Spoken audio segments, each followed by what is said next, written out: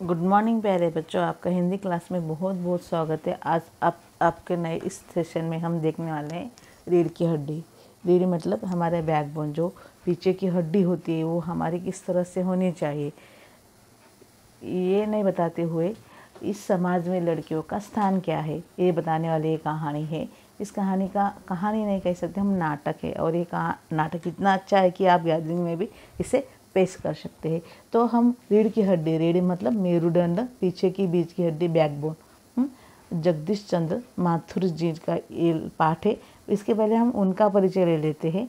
जन्म 1917 में हुआ, बुलंदशाह उत्तर प्रदेश, और उनकी मृत्यु 1978 में हुई है।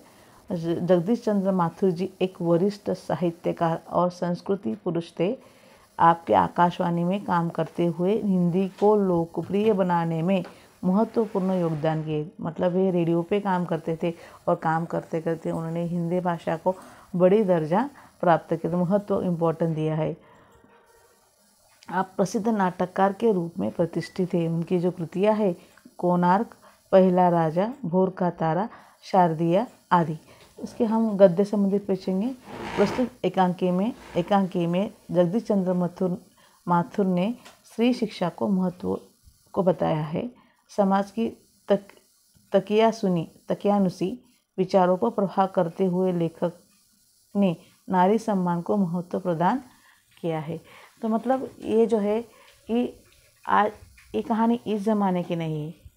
इस ज़माने में हम लड़कियों को पढ़ाते, उनको नौकरी भी लगाते, फिर भी कुछ जो विचार है वो अभी भी पुरुषों के या फिर लोगों के ऐसे पुराने जैसे है। ख्यालात जो है, और ख्यालात अगर पुराने हैं तो वहाँ पे कितने भी सुधार हो जाए, कितने भी साइंस परिवर्तन कर ले, लेकिन ख्याल अगर हमारे परिवर्तित नहीं है, अपडेट्स नहीं है, तो वहाँ पे कुछ काम का नहीं। एक ऐसी ही कहानी है जो लड़की शिक्षा पर आधारित है। यहाँ के हम पात्र हम समझ लेंगे। उमा, जिसकी शादी होने वाली है, एक सुशिक्षित युवती है, BA पास किया। रामस्वरूप ये उमा के पिताजी है। प्रेमा उमा की माँ है। शंकर एक युवक है जो उमा के साथ शादी करने के लिए देखने आता है। गोपाल प्रसाद जो है शंकर के पिताजी है, और रतन जो है रामस्वरूप का नौकर है। मतलब यहाँ पे मेन पात्र जो है उमा है, रामस्वरूप है, प्रेमा है, शंकर, गोपाल प्रसाद है। ये जो कहानी है पूरी तरह से उमा के आसपास है। तो हम पहले कहानी शुरू करने से पहले, कहानी मतलब नाटक शुरू करने से पहले जो बातें जो होती है, एक कमरा है, अंदर के दरवाजे से आते हुए जिन महाशय की पीठ नज़र आ रही है वो उधेड़ उम्र के है। अधेड़ उम्र के मतलब 50 के तकरीबन 45-50 के, मतलब 50-60 के नज़दीक, जो आधी उम्र के ही एक तख्त को पकड़े हुए कमरे में आते। तख्त मतलब चारपाई जो होती है, जो बैठने के लिए इस तरह से तख्त होती है। तख्त में कमरे में आते हैं और तख्त पर दूसरा सिरा उसके नौकर ने पकड़ा हुआ है। मतलब दोनों ही ये जो तख्त है, एक बाजू में वो रामस्वरूप है, एक बाजू पे रतन है, इनका नौकर है। वो दोनों को वहाँ पे डालने की कोशिश कर रहे हैं। यहाँ से हमारा परिचय क्रमांक 1 चालू होता है। रामस्वरूप, अब धीरे धीरे चल, अब तख्त को उधर मोड़ ले। मतलब वो रखने के लिए कह रहे हैं। उधर तख्त के रख जाने की आवाज़ आती है। अभी रतन कहते हैं बिछा दे, मतलब क्या, बेडशीट, वहाँ पे गद्दा होगा, उसके ऊपर बैठ, ज़रा तेज आवाज़ में। और क्या करेगा, परमात्मा के यहाँ अक्ल बट रही थी, तू क्या देर से पहुँचा था क्या, बिछा दूँ साहब, और ये पसीना किस लिए बहाया है। मतलब उसने कहा बिछा दूँ क्या, और वहाँ पे बिछाना तो ज़रूरी है, लेकिन इतनी सी बात नौकर पूछ के करती, तो इस बात का गुस्सा जो है रामस्वरूप को आ जाता है। रतन तख्त बिछाता है, ही हंसता हुआ। रामस्वरूप दरी उठाते हुए और बीबी जी के कमरे में से हारमोनियम उठा ला, और सितार भी। और वो दरी उठाते हुए कहते हैं बीबी जी के कमरे से हारमोनियम लेके आ, और सितार। और हारमोनियम और लड़की दिखाने का प्रोग्राम है, तो हारमोनियम और सितार क्यों होनी चाहिए। देखो, आज भी अगर लड़की को देखने जाते हैं तो वही पुराने सवाल, खाना बनाना आता है, तुम्हें गाना बनाना आता है, सिलाई आती है, इतने सारे सवाल पूछे जाते हैं। लड़के से क्या पूछते हैं, सिर्फ तू कितना पढ़ा हुआ है, या फिर तुम नौकरी क्या करता है, कितने पेमेंट, ये पूछे जाते सवाल है। तो लड़की को बहुत सारे सवाल, और सब उसे देखते हैं, जांचते हैं, परखते हैं। ये जैसे कि कोई हम सब्जी मंडी जाके कोई तरकारी खरीद रहे हो, कोई फर्नीचर की दुकान पे फर्नीचर देख रहे कि बार बार उसे ऊपर से नीचे, नीचे से ऊपर देख रहे हैं। जल्दी जा। रतन जाता है। पति पत्नी तख्त पर दरी बिछाते हुए, मतलब बेडशीट बिछाते हुए। प्रेमा, लेकिन वो तुम्हारी लाडली बेटी उमा तो मुंह फुलाए पड़ी है। मतलब वो लड़की, उसको गुस्सा आ रहा है, इतने में मेरी शादी वो करना नहीं चाहती, इसके लिए वो गुस्से से मुंह फुलाए बैठी हुई। प्रेमा, क्या हुआ? रामस्वरूप कहते हैं, क्या हुआ? प्रेमा कहती है, तुमने तो कहा था कि उसे ठीक ठाक करके नीचे लाना। तुमने तो कहा था कि उसे ठीक ठाक करके नीचे लाना। रामस्वरूप, अरे हाँ, देखो उमा से कह देना कि ज़रा करीने से आए। करीने से मैं तरीके से आए।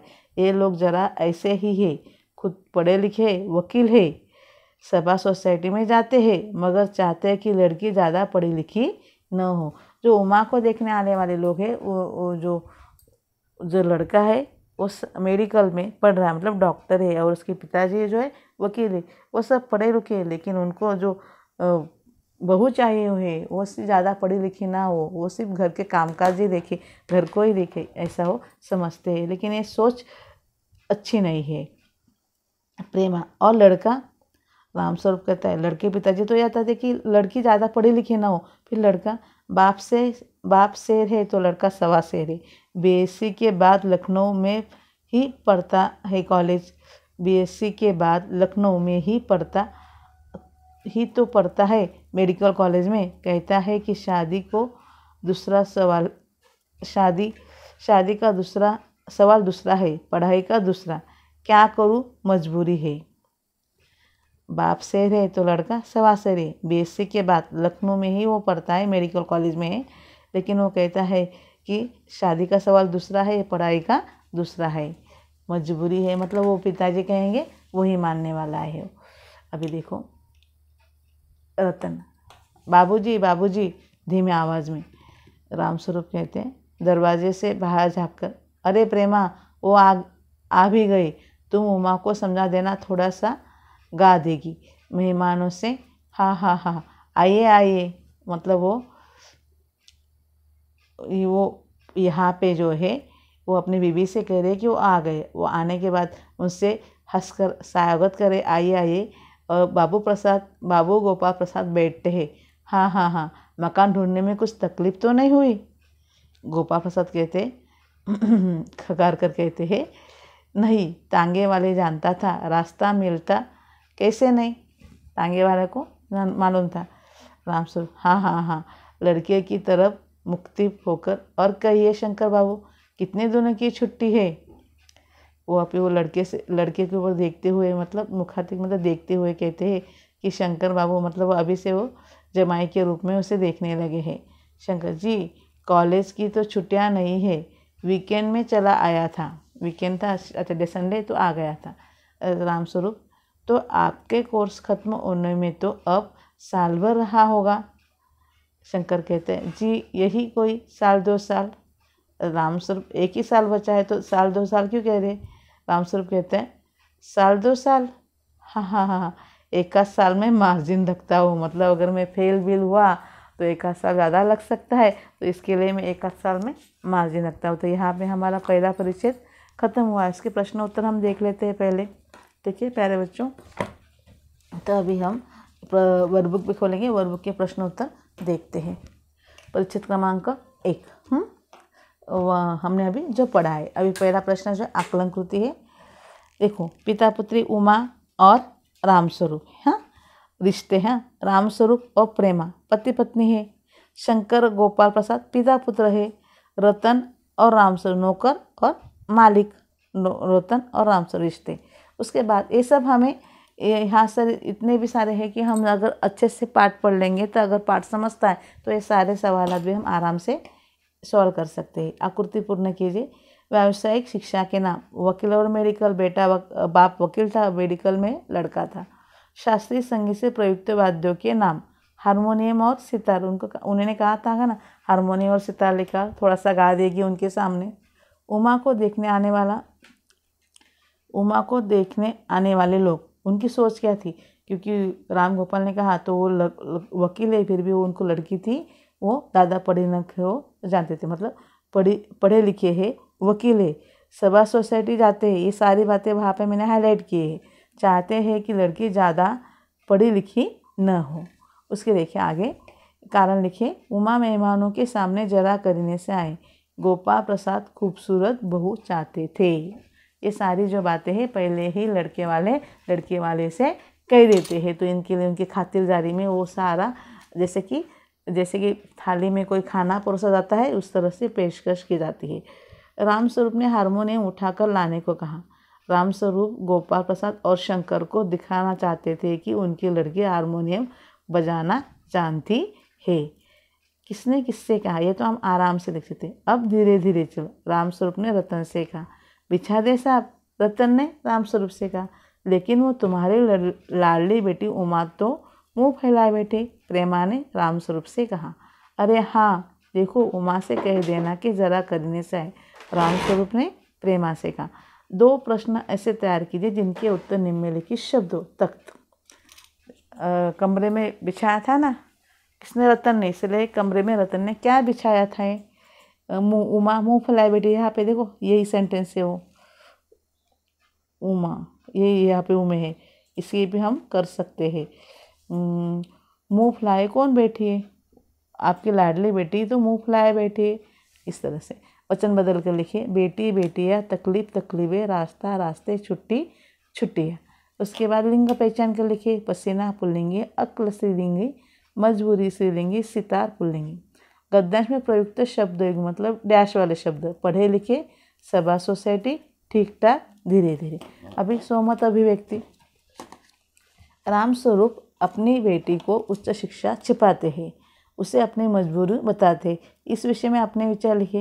अभी देखो, जो उमा जो है BA तक पढ़ी, लेकिन वो उनको क्या कहते हैं, मैट्रिक तक पढ़ी। ऐसा क्यों?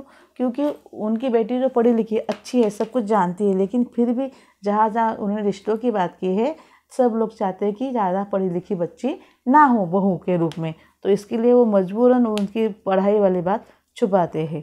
रामस्वरूप एक अच्छे इंसान है, उनको स्त्री शिक्षा अच्छी लगती है। उमा उनकी बेटी है, उमा को BA तक पढ़ाते हैं। उमा का विवाह एक शिक्षित परिवार से सुशिक्षित युवक से करना चाहते हैं। हर बाप की है इच्छा होती है। उस समय सभी लोग स्त्री शिक्षा का महत्व नहीं देते थे। लोगों को लगता था कि उच्च शिक्षा वाली बहू घर के कामकाज नहीं कर सकती, इसलिए जहाँ भी विवाह संबंध के लिए बात करते, बेटे की उच्च शिक्षा बाधा बन जाती।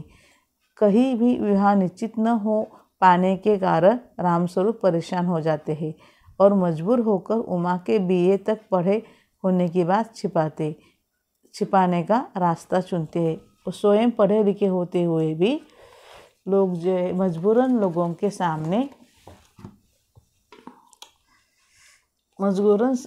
सामने झुकना पड़ता है, यही उनकी मजबूरी है। तो हमें यहाँ पे हमारा जो है पद्यांश क्रमांक 1 खत्म हुआ है। हम जब देखते हैं पद्यांश क्रमांक 2। तो पेज नंबर 36 गोपाल प्रसाद कहते हैं, यहाँ पे हमने देखा था यहाँ तक, अपनी आवाज़ और तरीका बदलते हुए, अच्छा तो साहब फिर बिजनेस के बारे में बातचीत हो जाए। रामस्वरूप कहते, चौंक कर, बिजनेस देखो समझ कर, ओ अच्छा, लेकिन ज़रा नाश्ता तो कर लीजिए।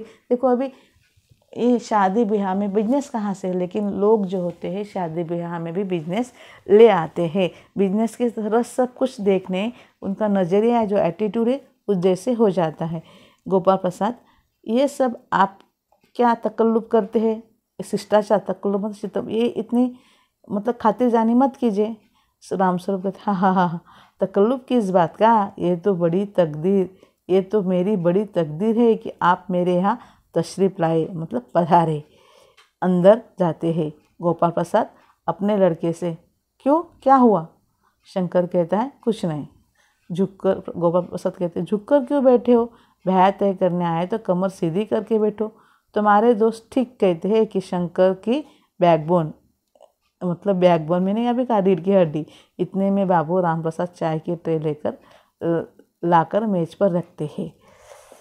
गोपाल प्रसाद, आखिर आप माने नहीं? नाम सुनते चाय पहले में डालते हुए, हाँ, आपको विलायती चाय पसंद है हिंदुस्तानी?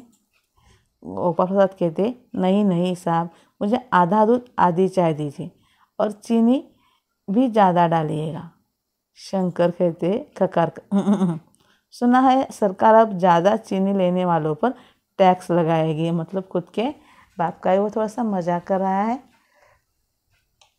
यहाँ पे देखिए इसके आगे गोपाल प्रसाद चाय पीते हुए, सरकार जो चाहे सो कर ले, अगर आमदनी करनी है तो सरकार को बस एक ही टैक्स लगाना चाहिए।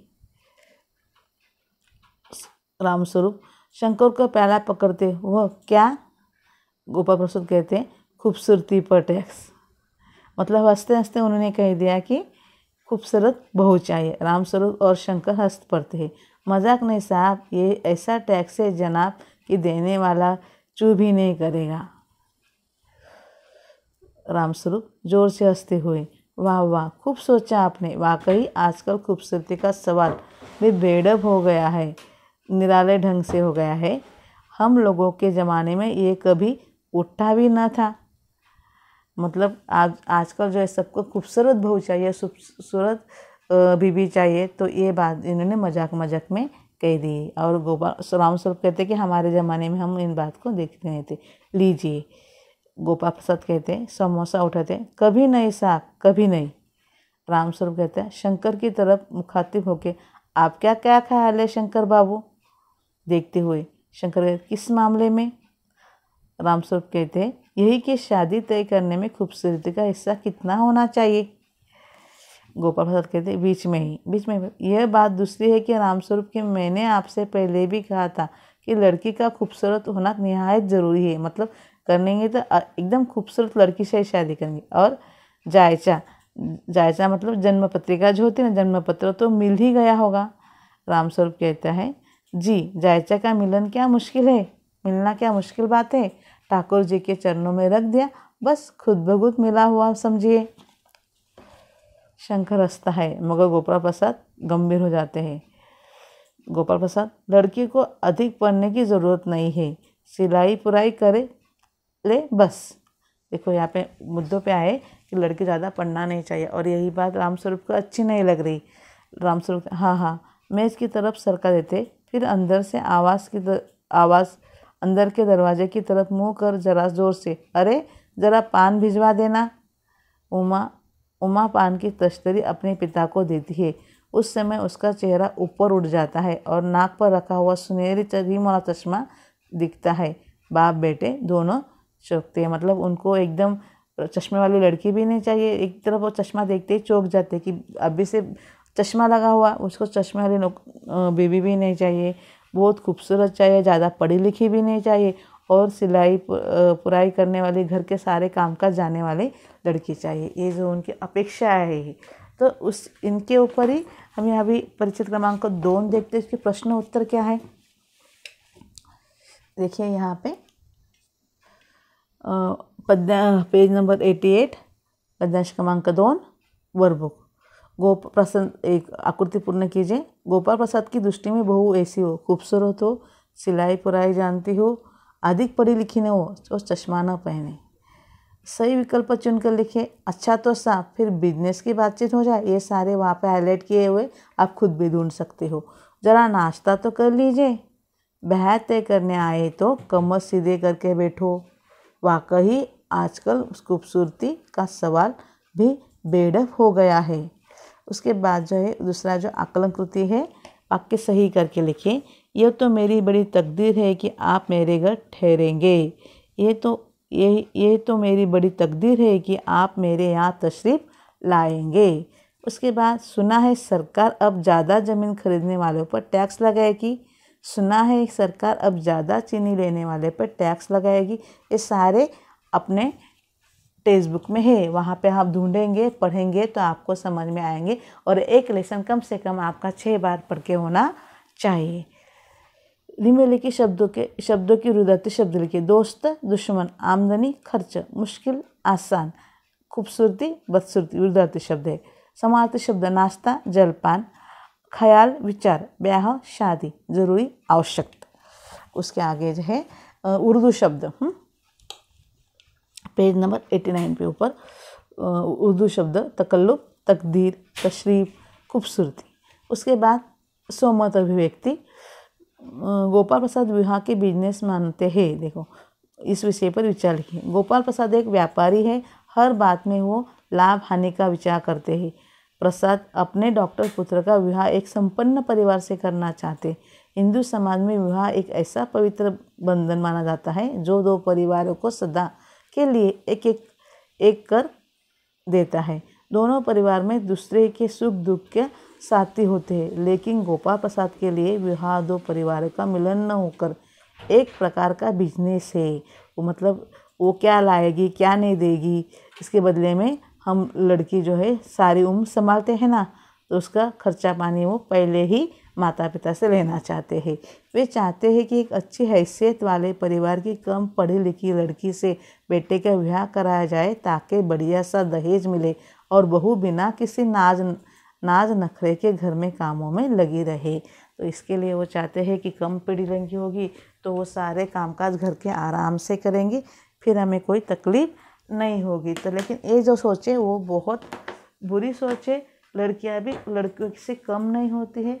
जिस तरह से हम लड़कों को बढ़ाते उसी तरह हम लड़कियों को भी बढ़ाते हैं। इसके लिए उसका कम ज़्यादा का सवाल ही आता नहीं है। तो आज का दिन इतना ही प्यारे बच्चों, और वीडियो देखना है, समझना है, और आपका जो काम है वो सही समय पर अगर करेंगे तो आपके ऊपर बर्डन नहीं आएगा। ठीक है, आज के दिन इतना ही, आगे देखेंगे नेक्स्ट सेशन में। बाय।